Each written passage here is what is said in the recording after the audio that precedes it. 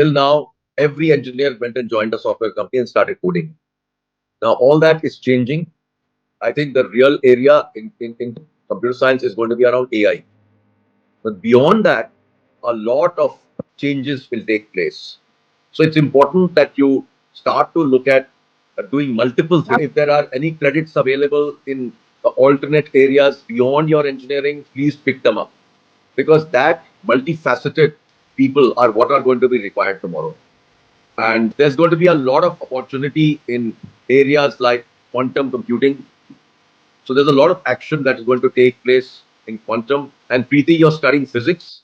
Yes, From there, you can easily get into quantum because quantum is called spooky physics, as you know. So if you start to look at beyond that, there is going to be tremendous opportunities in space tech. And one of the things that I always propagate is that look less on your screens, look more at your books. So start reading more.